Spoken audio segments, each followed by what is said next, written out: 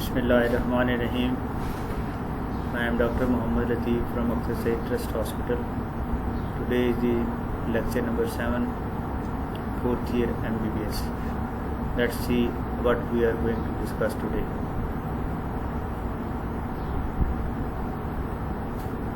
We will be continuing the coagulation disorders, and in addition we will be discussing the heparins.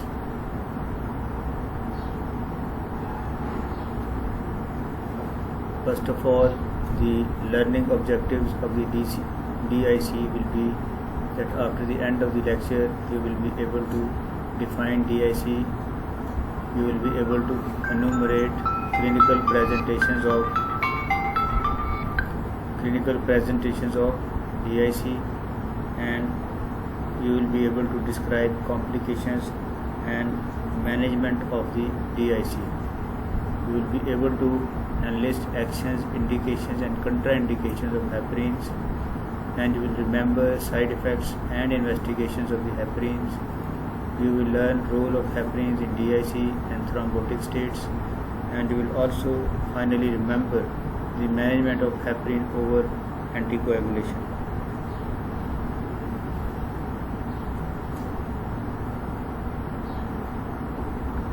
Disseminated intravascular coagulation is characterized by systemic activation of the blood coagulation, resulting in the generation and deposition of fibrin, leading to microvascular thrombi in various organs, contributing to the multi-organ dysfunction or multi-organ failure. In brief, there is disseminated coagulation in the multiple organs, leading to the multiple organ failure.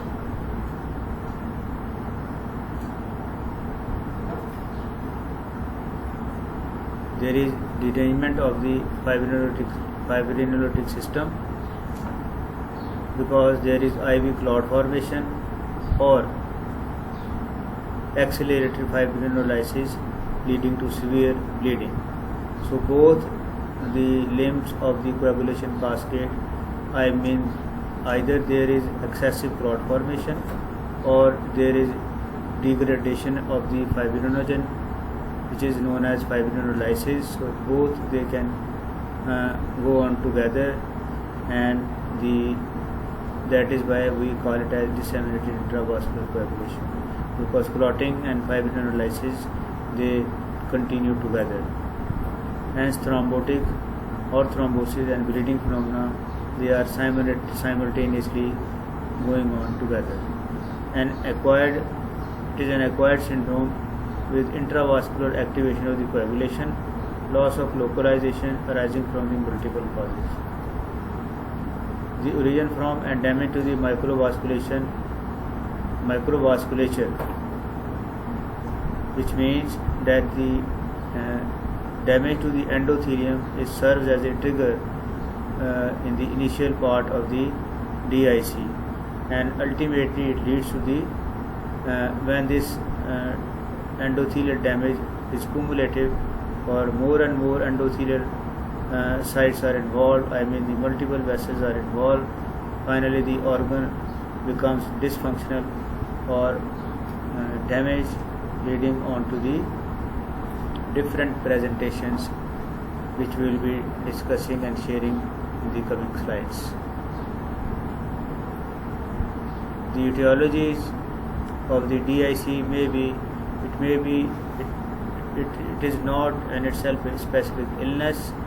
It is always secondary to the underlying disorders with activation of the systemic inflammation. So I repeat again that itself it is not a disease. It is a syndrome because of the many other etiologies, many other causes, and in which the basic fundamental lesion is systemic inflammation or activation of the systemic inflammation. Most common are sepsis or severe infections, and the severity of the infection correlates with the mortality. The pathogens involved may be gram positive, the pathogens may be gram negative, they may be viruses, they may be fungi, and they may also be parasites in the causation of the DIC. Trauma may also be etiology of the DIC, especially the neurotrauma and surge or systemic inflammatory response syndrome, which is because of the storming of the cytokines in the genesis of the DIC or disseminated intravascular coagulation.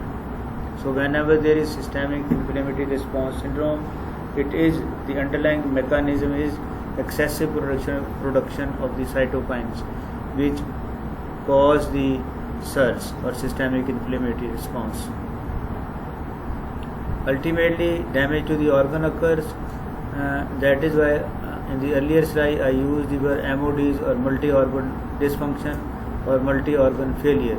It is very common phenomena in our ward in Access Trust Hospital, where the patient presents to us with multiple problems, like say the patient is having CLD, on top the patient develops some infection, say pneumonia or tuberculosis, and ultimately nowadays we are seeing the association with the COVID-19, and the patient ultimately develops the multi-organ failure because of the combination of the different diseases in the same person. So at the end, what is the outcome? There is organ destruction, which we are commonly using, very frequently using the term MODs or multi-organ failures. Malignancies also are very notorious in production of the DIC. Refractory malignancies which require prolonged management with chemotherapy, radiotherapy, etc., and they remain untreated, or either they relapse or they become refractory to the treatment, then ultimately they can produce DIC. Because the malignant states are always coagulant states. Then sometimes the severe transfusion reactions can also cause disseminated intravascular coagulation. Obstetric complications includes amniotic fluid embolism, abruptio placentae or disruption of the placenta, hemolysis like HELLP syndrome, in which there is elevated liver enzymes, low platelets, etc. And eclampsia also is a sort of obstetric complication, is a type of obstetric complication in which there may be DIC. Then retained dead fetus syndrome is very notorious in the causation of the disseminated intravascular coagulation. Vascular abnormalities include Kasabach-Merritt syndrome and large vascular aneurysm. Actually, the Kasabach-Merritt syndrome is hemangioma plus thrombocytopenia. So, vascular abnormality and joining hand with the thrombocytopenia, they can lead to the disseminated intravascular coagulation or bleeding, most commonly bleeding. They present with the bleeding. Severe hepatic failure also is very important cause of the DIC, and also albinomations, transfusion reactions and transplant rejections. See, these very important causes, albinomations or venoms, and transfusion reactions and transplant rejections, you must remember along with severe hepatic failure in the causation of the disseminated intravascular coagulation. Severe toxic reactions, heat stroke and hyperthermia can also cause DIC. Then the patients have developed hemorrhagic skin necrosis, and when this becomes disseminated, the patient can lead on to develop disseminated intravascular coagulation. Then finally, catastrophic antiphospholipid syndrome, which may be a part of the SLE or without SLE, which is also responsible for the production of the DIC or disseminated intravascular coagulation. Now, acute versus chronic DIC. In the acute form of the DIC, there is sudden exposure of the blood to the procoagulants like tissue factors and tissue thromboplastin, and there is intravascular coagulation as a result. Then the compensatory hemostasis is overwhelmed and the DIC prevails. The other phenomena may be consumptive coagulopathy, in which the patient will be presenting with the hemorrhage. So, the patient in the acute form can present either with the coagulation, or the patient can present intravascular coagulation, or the patient can present with the severe hemorrhage.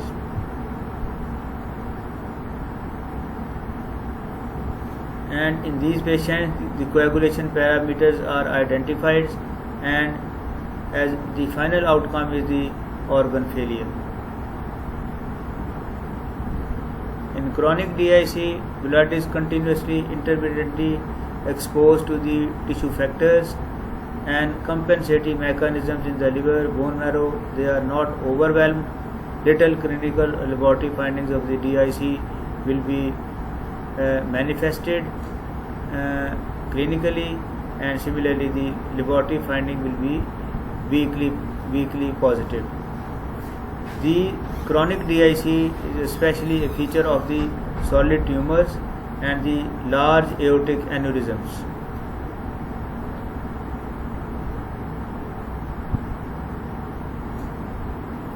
The clinical features includes the symptoms are related to the underlying disease. Blood loss may be from the gingiva, from the GIT, and in the dermatology, patient can have petechiae, ecchymosis, and bleeding from the IV lines, catheters, from the surgical sites, and bleeding into the cavities also. Percentage-wise, bleeding is the most common, top of the list. 64% of the patient will present to you with the bleedings, and renal dysfunction will be found in 25% of the patients, and hepatic dysfunction is likely to be found in around 20% of the patients, and respiratory dysfunction is about 16% of the patients, and patient can present to you with the shock-like state about 14% of the cases, and the CNS involvement is usually found in less than 2% of the cases. So, apart from bleeding, the major organ involvement what we see in our units is that either the kidney is involved or the liver is involved initially, and followed by the respiratory system. And when these both simultaneously are affected or found to be affected, then we suspect that the patient might not be a candidate of the DIC or disseminated intravascular coagulation.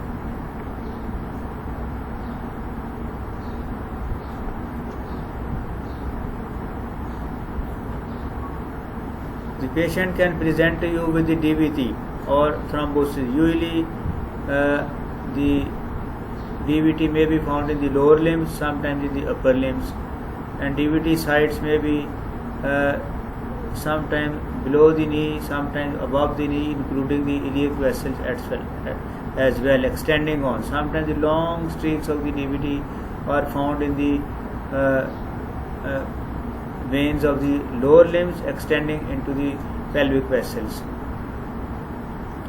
And in renal failure, there is about 25% DIC incidence, and bleeding from at least 3 unrelated sites is suggested of the DIC. Now you must remember it that if the bleeding is from the 3 unrelated sites, then you should suspect that the patient is suffering from the DIC. For example, the patient can bleed from the nose, patient can present with the menorrhagia, patient can bleed with the melena, patient can present with the hematemesis, patient can bleed into the skin, right, with ecchymosis or oozing of the blood from the large skin areas over the body, over the whole of the body. Then you should suspect that the patient is a case of the DIC. The patient can present to you with the dyspnea along with hemoptysis and cough, and in the comorbid liver disease there may be hemolysis also, and you can find jaundice in those patients, and along with that the patient may be in the hepatic encephalopathy, and also the patient, if the sensorium is not bad, the patient will be complaining of paresthesia as well. The hemorrhagic variety, earlier we were discussing the thrombotic variety in which the DVT was the main example. In the hemorrhagic variety with excess plasmin formation, so plasmin is responsible for the hemorrhage. There will be petechiae on the soft palate, over the torso and over the limbs, and the simultaneous, in addition, the patient may be found to be having thrombocytopenia and ecchymosis at the venipuncture sites in the hemorrhagic variety of the DIC. In the thrombotic variety, there are circulatory microthrombi in various organs, and signs of the spontaneous and life-threatening hemorrhage may be found as a result. Signs of the subacute bleeding, you may find signs of the subacute bleeding, and you may also find some of the signs of the diffuse or localized thrombosis.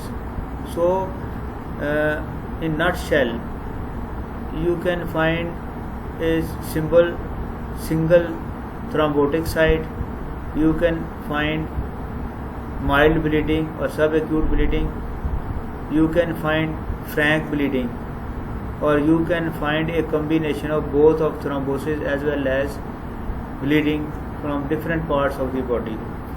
So these are various modes of presentation of the disseminated intravascular coagulation. And lastly, the bleeding into the serous cavities, like say pleural space, the pericardium, the patient can have ascites, etc., and the patient can have bleeding into the pelvis also.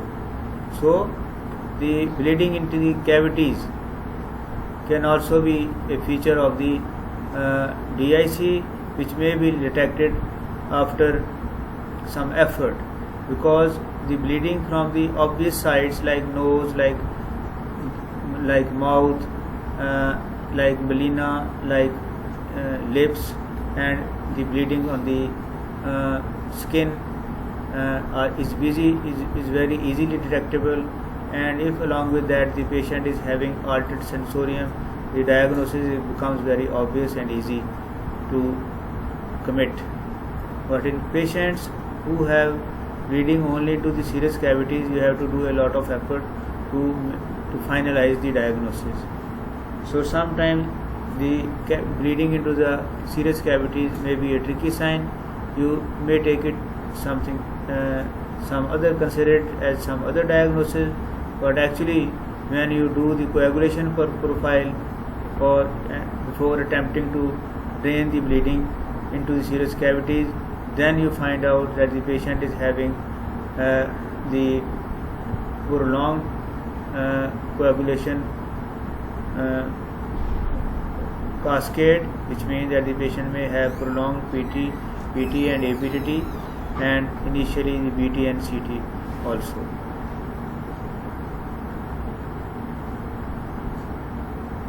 The central nervous system signs may be non-specific. The patient may have altered consciousness, or the patient may become stuporous. Sometimes the patient presents with focal neurological signs, and the CVS signs may be the patient may be in the shock state. I mean the having hypotension, tachycardia, and circulatory collapse. In the respiratory sign, the patient on auscultation of the chest, you may find pleural friction rub, or sometimes it is also palpable.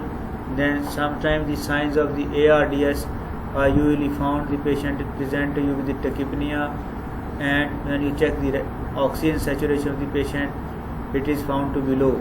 And when you get on the X-ray chest, you find that there are lesions on the X-ray chest which extend from the peripheral parts of the X-ray to the central part, I mean from periphery to the centrum, contrary to the pulmonary edema in which the shadows spread from the center to the periphery. In ARDS, the shadows or haziness or infiltrates, they start in the peripheral part, like in coronaviruses and other ARDS states. The infiltrates or ground glass appearance shadows or reticulonodular shadows, or sometimes the effusion may also be found. They extend from the peripheral part to the central part of the X-ray. And you confirm these signs of the ARDS by the HRCT nowadays. In the GIT sign, the patient may have hematemesis, the patient may have hematochezia, which means that the patient is passing fresh blood in the stools. In the genitourinary system, patient may have signs of azotemia or renal failure. And the patient may be also found to be suffering from acidosis, and the catch point is the patient is tachypnic. If you have a glance at the patient's respiratory rate is higher. Whenever you find it, you should always suspect that the patient might not be a candidate of acidosis. Patient in the genitourinary system, patient may also be having hematuria and oliguria. So, ranging from oliguria to hematuria to azotemia and renal failure plus acidosis, these are the catch points of the genitourinary system signs in the disseminated intravascular coagulation. And metrorrhagia is also very important finding in females, which the metrorrhagia means that there is bleeding in between the periods. Normally the periods are at the regular interval every month, but when there is bleeding in between the two periods, we call it as metrorrhagia. So whenever the patient presents to you with the intercyclical bleeding or interperiod bleeding, intra-period bleeding, you should give a serious thought that the patient may not be a case of the disseminated intravascular coagulation. In the dermatological signs, petechiae, jaundice, purpura, hemorrhagic bulli and acral cyanosis are very easy signs you can see, and sometimes the necrosis of the lower limbs or purpura fulminans is also found. Whenever you find it, the diagnosis is DIC. Then localized infarction and gangrene are also the clinical manifestations pertaining to the skin or dermatology chapter of the medicine. Then patient may present to you with the bleeding and subcutaneous hematomas. So these are very important signs. On just physical examination, whenever you find any of these which I have mentioned to you, you should keep in mind the diagnosis: disseminated intravascular coagulation. Thrombosis, I have already mentioned. Patient can present to you with the thrombosis, and below the thrombosis either maybe the common findings are swelling. Say for example, in the DVT of the lower limb, patient usually presents with the unilateral swelling, and when you examine the patient's that limb may be warm, the pulses may be absent, and you compare it with the other leg in which the size will be smaller, the circumference of the other normal limb will be lesser compared to the one which is having the DVT. So you examine them for the signs, and then you do the carotid Doppler and you confirm the thrombosis of the DIVT, both in the lower as well as in the upper limbs. And in the intra-abdominal or pelvic organs, the diagnosis is sometimes very difficult. For example, in patients of chronic CLD patient, you may find portal vein thrombosis, and it is not very less common finding that the patient who have already been treated with the antiviral therapies, they become seronegative, but ultimately because of the cirrhosis, ongoing cirrhosis, the patient developed sometimes hepatocellular carcinoma, and along with that the patient can develop portal vein thrombosis. However, it is a very lethal disease, lethal combination, HCC and portal vein thrombosis, and our hands are up. And because there is no treatment, no successful treatment of the HCC along with thrombosis, because in these patients there is ascites as well. The patient presents you with the frequently with the either with the altered sensorium or hepatic encephalopathy. Maybe the patient is having renal syndrome, and in addition the patient can also be simultaneously presenting to you with the bleeding from the skin as well from the lower and upper and lower GI tract. So in the abdominal thrombosis, it is difficult to pick, and you have to go for the abdominal good ultrasound at the expert hands, or you have to go for the triphasic CD to detect the thrombosis in the deeper veins in the pelvis as well as in the abdomen. Differential diagnosis. Dysfibrinogenemia is number 1. It means the fibrin is dysfunctional or abnormal. That is why it will lead to the poor clot formation or no clot formation, and the patient can present to you with the hemorrhage or bleeding. Then hemolytic uremic syndrome, you can very easily catch that there is hemolysis as well as the kidney involvement, and in the kidney vasculature there are microthrombi formation. The thrombosis. Ultimately the kidney becomes damaged, and the patient presents with the renal failure as well as with the hemolysis. Then the next differential is heparin-induced thrombocytopenia. These can present to you with the thrombosis as well as with the bleeding.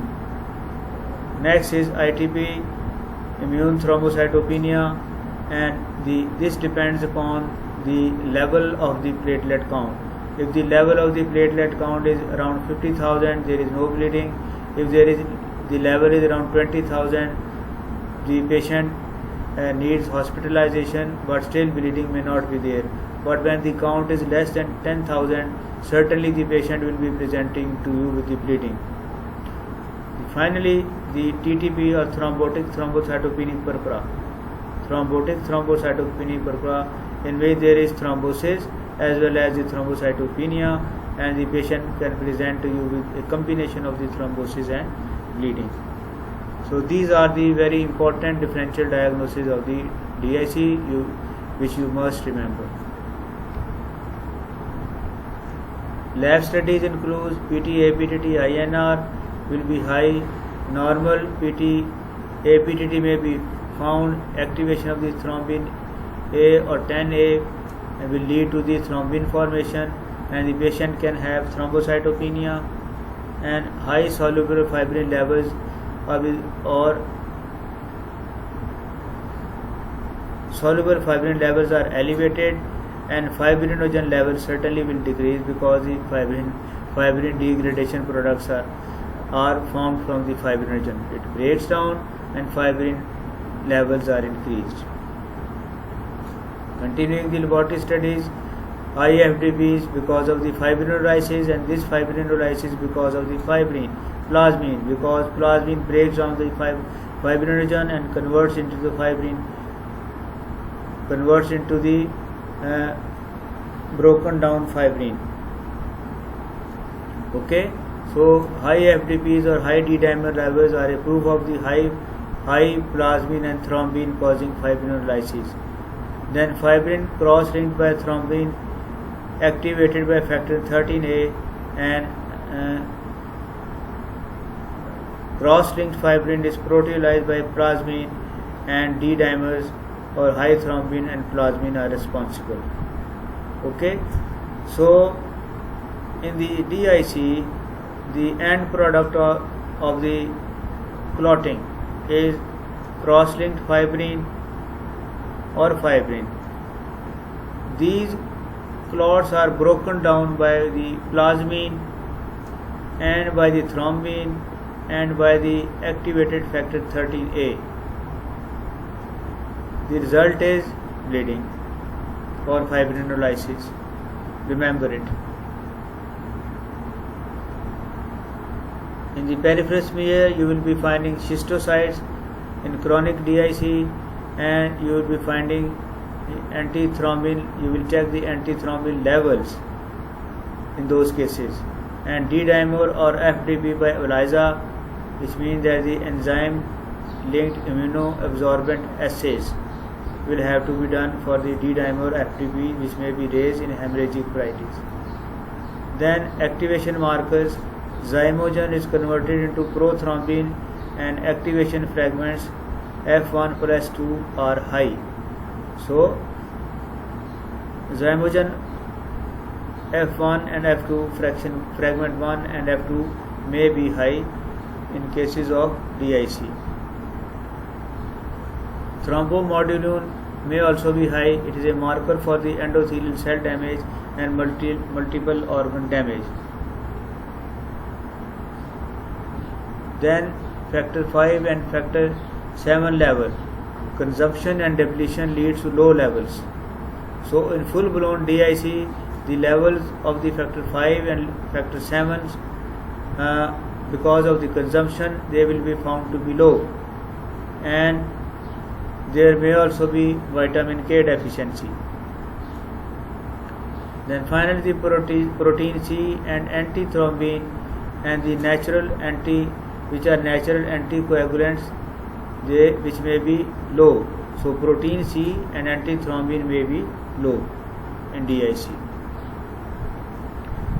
Then the biphasic form abnormality of the APTT may also be found in cases of DIC.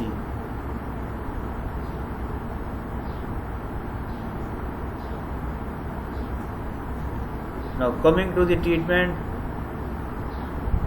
if you recall, the causes are manifold of the DIC.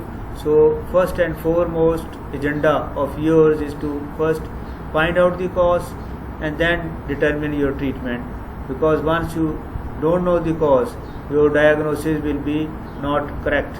So first determine the etiology. If it is infection, treat the infection, for example, and if the etiology is obstetric, then treat the obstetric complications. Then you will be treating in the right direction. Then the bleeding type, whether the platelet and coagulation factor replacement are needed or not. Then specific deficiency of the fibrinogen or cryoprecipitate or FFP are given in consumption induced deficiency of the coagulation factors. So remember this important line, that in those states where there is consumption induced deficiency of the coagulation factors, you will have to offer these patients the cryoprecipitate or FFP, or because there is specific deficiency of the fibrinogen. Then sometimes you may require vitamin K in such cases, rather most of the cases. The anticoagulants. Heparin remains the drug of choice. It inhibits coagulation by inhibiting the thrombin inhibitor factor 2A. The therapeutic dose of heparin in thromboembolism, thromboembolic disease, or in fibrin deposition is given, and the purpura fulminans and the acral ischemia. The therapeutic doses are variable in all these states. This was the purpose of explaining the therapeutic dose, because in different states the therapeutic dose is variable. Heparin in chronic DIC is a preponderant coagulation, which means that if there is predominantly coagulation there in DIC without consumptive coagulopathy, then heparin is given. Will you remember that if there is a dominant coagulation in the DIC without consumptive coagulopathy, the drug of choice will be heparin in chronic DIC. The low molecular weight heparin decrease bleeding tendency and organ failure. This is the benefit of this drug. It can also be used as a prophylaxis, and the subcutaneous heparin prevents thromboembolic phenomena. The bed-bound patients, obese patients who are suffering from, say for example, hip fracture, etc., and they have to be bed-bound with the traction application. They are usually in the practical life, in the ward, you might have seen the patients in the orthopedic department, that the patient who is having hip fracture or neck of the femur fracture, they are applied traction, and simultaneously they are offered nowadays either Clexane or rivaroxaban as a prophylactic dose, so that the thromboembolic phenomena may not emanate and may not lead to the pulmonary embolism or stroke.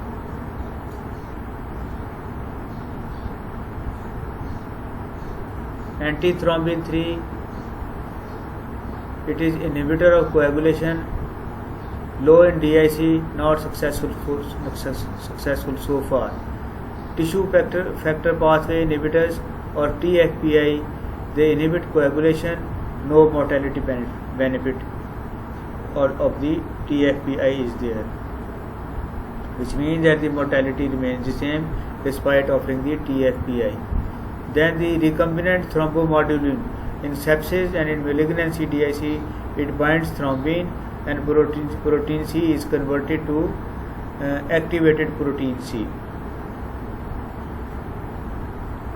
Recombinant factor 7A is also used in bleeding DIC. Remember, the recombinant factor 7A is used in bleeding type of the DIC. And then finally the antifibrinolytic agents like aminocaproic acid or transamine in bleeding DIC along with heparin. Remember, the combination of antifibrinolytic agents along with heparin can be used in patients with the bleeding type of the DIC. Cautiously. Now these are the physical signs. Now you see the patient can present to you, I mentioned to you the dermatological presentations. You can find the patients the foot gangrene or digital gangrenes, and you should be suspicious of it. Maybe it is a case of DIC.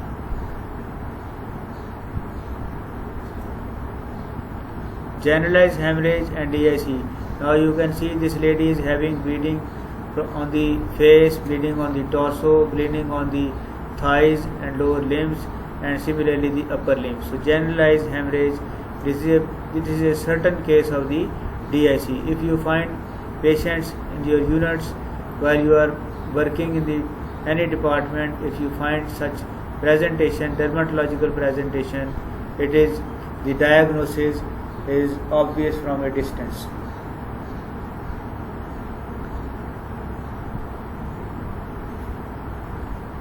Now you see skin ulceration and necrosis.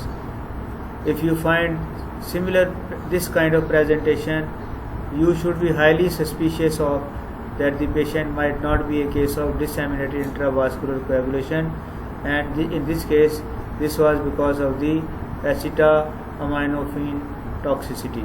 So drugs are also responsible for the skin ulceration and necrosis and DIC. Then vasculotoxic snake biting presents with sepsis and acute renal failure. Now you see the patient, these are the vasculotoxic snake example. The patient is bleeding from the skin, the patient is bleeding from the eyes, and simultaneously the patient is having bleeding into the liver, and the patient must present with the renal failure.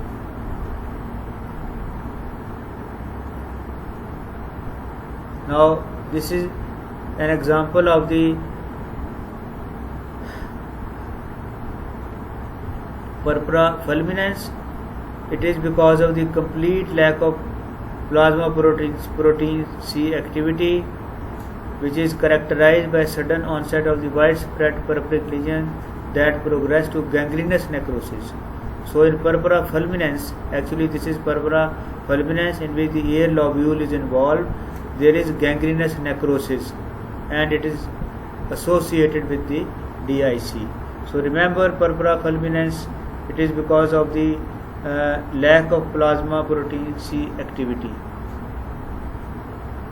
Thank you very much. Now DIC is like out of the frying pan into the fire. Next we come to the heparin. First, the low molecular heparin fraction of the heparin have a high affinity for activated factor 10A. Remember this because in the coming discussion we will be revolving around factor 10A and antithrombin 3A and factor 9. Whereas the unfractionated heparin, glycosaminoglycan, it binds antithrombin, increasing its ability to inhibit thrombin. So in other words, the unfractionated heparin make a companionship with the antithrombin T and it inhibits the thrombin. So in other words, the function of the unfractionated heparin or mode of action of the unfractionated heparin is that it make a friendship or union or access with the antithrombin T and it destroys or prohibits or inhibits the thrombin, as well as it inhibiting the factor 10A and factor 9A. So this is the difference between the low molecular weight heparin, which inhibits the factor 10A, activated factor 10 and 10A, and the unfractionated heparin inhibits the thrombin as well as factor 10 and 9. Now you see the inhibition of the thrombin and factor 10A by the heparin antithrombin 3 complex through a unique pentasaccharide unit binding to the thrombin requires a minimum of 13 saccharide units. Low molecular heparins acts to inhibit factor 10A and requires that the 10A binds only to the antithrombin 3 as is shown in this diagram. The antithrombin 3 is binding to the thrombin. Heparin is inactive by itself as an anticoagulant. It requires the presence of the plasma cofactor antithrombin 3 as mentioned earlier. Heparin potentiates the action of the antithrombin 3 by making an axis with it, and then heparin anti-3 complex neutralizes the action of the factor 2, factor 9, factor 10, factor 11, factor 12 and factor 13, and they binds to lysine sites on the antithrombin T, leading to the conformational change at the arginine reactive center. So what does the heparin do? It binds at the lysine sites of the antithrombin 3. Low concentration of the heparin increase the activity of the antithrombin 3 considerably, especially against factor 10A and thrombin. These are the most sensitive components of the coagulation cascade. It is a rationale for the clinical use of the mini-dose heparin. Inhibition of the thrombin requires that both the antithrombin 3 complex and the enzyme bind to the heparin. Inhibition of the factor 10A requires that heparin only binds to the antithrombin 3. Actually, it is a revision or repetition of the above mentioned philosophy of the heparin, of philosophy of mechanism of action of the heparin. It binds strongly to the antithrombin 3, leads to the conformational change of the antithrombin 3, it binds at the active sites.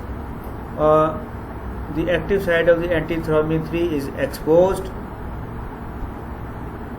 The active antithrombin 3 inhibits the proteases involved in coagulation, which are factor 2, factor 9, 10, 11, 12 and factor 13. Heparin is not consumed itself, but is released from the antithrombin 3 complex and is available again to react to the antithrombin 3 again. So it binds, makes an axis with the heparin, makes an axis with the antithrombin 3, then before action it is released and antithrombin 3 prohibits or inhibits the thrombin. Then the heparin is recycled or reused or available for reutility. Heparin anticoagulation action is modified by fibrin. Clot-bound fibrin binds thrombin and protects it from inactivation by the heparin antithrombin 3 complex. So now this is the defense mechanism against the heparin. What does the heparin do? The clot-bound fibrin, it makes a combination now in a defense, self-defense. It makes a combination with the thrombin, thereby averting the action of the heparin and antithrombin 3. Now, what do the platelets do? They bind the factor 10A and they protect it from heparin antithrombin 3 complex inhibition and by secreting platelet factor 4. So, by three mechanisms, factor 10A binding and secretion of the platelet factor 4, I mean two mechanism, secretion of the platelet factor 4 and binding of the platelet factor 10. This is how the platelet they defeat the heparin antithrombin 3 complex. It is not the case with hirudine, which is antithrombin 3 independent. Hirudine is a polypeptide which is secreted by the leeches, salivary glands, and commonly the laymen use it as blood thinners, and they apply the leeches to their thighs or to some part of the body. They consider that the leeches are blood suckers. Actually, they are not blood suckers. They are, but actually their salivary glands simultaneously secreting hirudine, which is a peptide, which is a blood thinner, but its action is independent of the antithrombin 3 complex. Then the subendothelial thrombin is protected from the heparin antithrombin 3 as well. So these are the modified ways to heparin anticoagulation. Heparin contraindication: patients who are sensitive, those in which there is presence of the active bleeding or hemophilia cases. In thrombocytopenia it is contraindicated, and in purpura it is contraindicated. When there is severe hypertension, you should never offer heparin to the patients. And similarly, when there is ICH or intracranial hemorrhage, you should not even think of offering the patient heparin. Rather, you have to rule it out. For example, the patient presents to you with the stroke. First you do the CT brain, and if there is hemorrhage or hematoma, then you don't offer heparin. Okay. Similarly, in bacterial endocarditis, heparin is contraindicated. In active tuberculosis, it is also contraindicated, and inflammatory bowel diseases, especially of the ulcerative variety or ulcerative colitis, heparin is never given. Continuing the contraindications: threatened abortion, no heparin; visceral carcinoma, no heparin; during or after the surgery on the brain and spinal cord or eye, heparin is not offered to the patients. Then the patients undergoing lumbar puncture or regional block anesthesia, they should never be given heparin. So remember these contraindications of the heparin. Or there is lastly the history of heparin induced thrombocytopenia or HIT. In those cases, you never offer heparin. The side effects I have already somewhat mentioned. Bleeding, thrombocytopenia are the predominant features. Adverse effects and the osteoporosis is found rarely. Anaphylaxis, very rarely. Skin necrosis, rarely. Local urticaria, rarely. And hypoaldosteronism is a rare side effect of the heparins.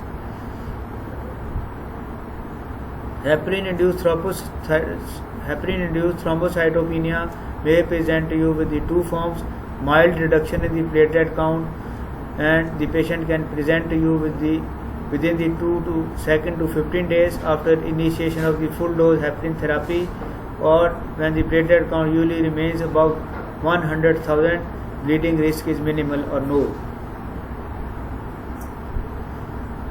Heparin-induced thrombocytopenia and thrombocytosis, when there is severe reduction in platelet count, especially within the 17 to 14 days after initiation of the therapy with full dose or low dose heparin, then the risk of heparin-induced thrombocytopenia and thrombosis is there. It may be associated with the thrombotic complications including arterial thrombosis with platelet fibrin clots that may cause myocardial infarction or stroke. So remember, whenever you are offering heparin to the patient, if all of a sudden presents you with the acute myocardial infarction or stroke, you should instantly think of that heparin has caused it. And the mechanism I am already explaining, or I have already explained to you. Then the presence in those cases, there is presence of the antiplatelet IgG antibodies in the severe form. May be less common with heparin from pore or pore type of heparin. These complications rate is low. Laboratory monitoring, always monitor APTT and TCT. Therapy is required routinely monitored by means of the APTT. Clotting time of 1.2 to 2 times the normal mean APTT value is about 50 to 70 seconds in the therapeutic range. So you have to keep the APTT between the range of 50 to 70 seconds. This is the therapeutic range when you are offering heparin, or in other words, the INR is usually 2 to 3, and the parallel value of APTT will be 50 to 70 seconds. Initially, the APTT should be measured and the infusion rate adjusted every 4 hourly. Initially. Once the steady state is achieved, then only once a day monitoring is sufficient. Resistance to heparin is also there. Some patients may not show a prolongation of the APTT unless very high doses of the heparin are used. In those cases, the presence of an increased concentration of the factor 8 will give rise to a very short control of APTT. They may not be truly resistant to the heparin.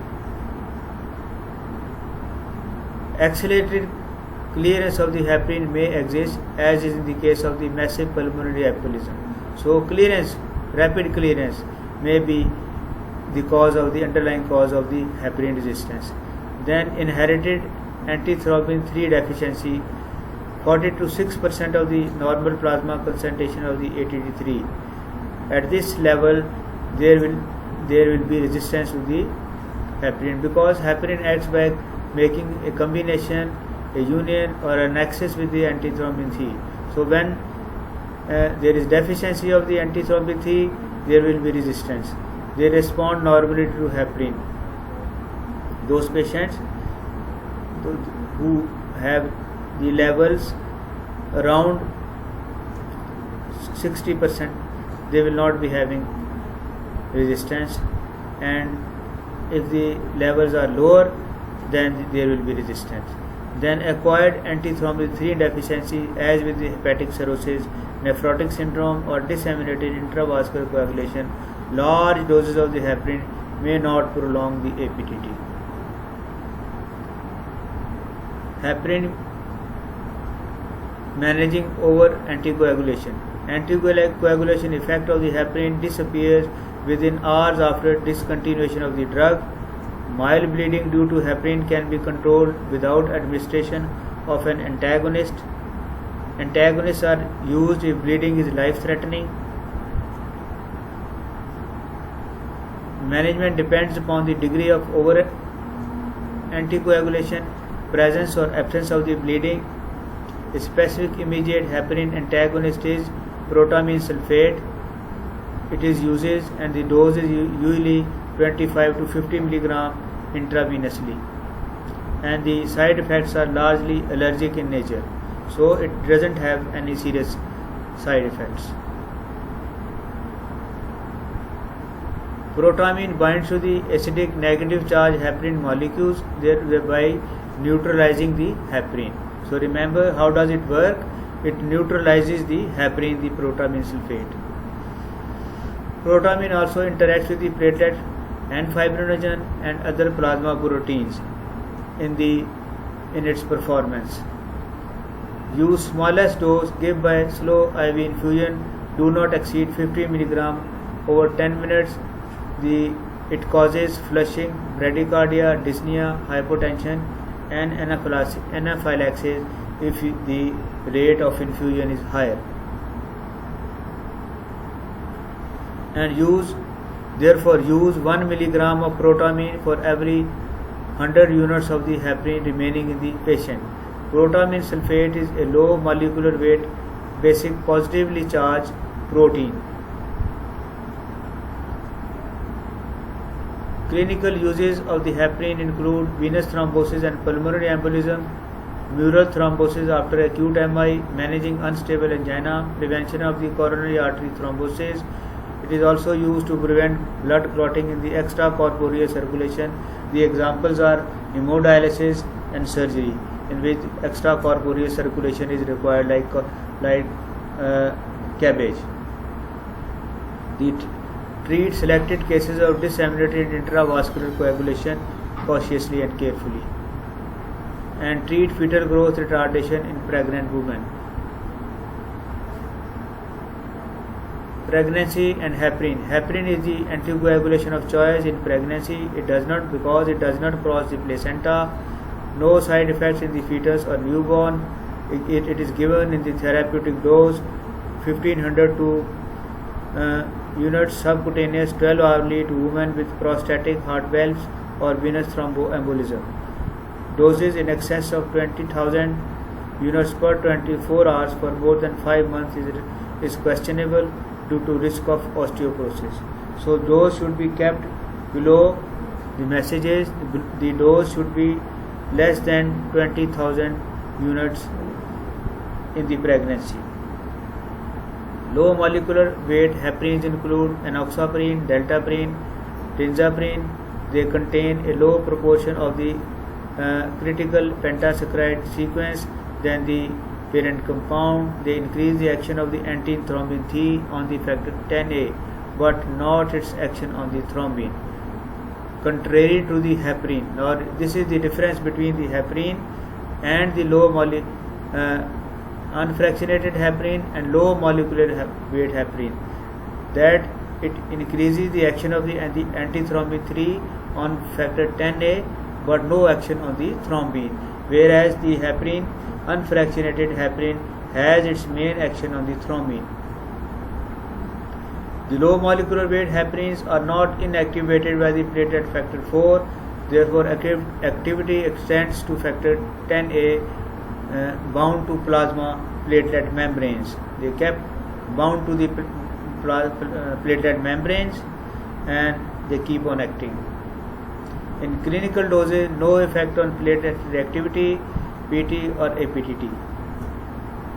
Currently approved for prevention of the deep vein thrombosis, and it can also be used after hip or knee surgery or abdominal surgery, and also in unstable angina or non-Q wall myocardial infarction. Continuing the low molecular weight heparin, They do not require routine monitoring of INR, PT or APTT. One fixed dose is administered subcutaneously or subcut, and 30 mg every 12 hours, must not be administered intramuscular and is not intended for the IV use. It used with caution in patient with a history of heparin-induced thrombocytopenia. This holds true for both unfractionated heparin and LMW heparin or low molecular weight heparin. Heparin-induced thrombocytopenia or HIT, because its side effect is very severe, like MI or stroke. It is reversed by protamine 1 mg for each milligram of low molecular weight heparin. Now, finally, again the assignment is being dispatched to you. You must solve the assignment within 45 minutes, otherwise you will be marked absent.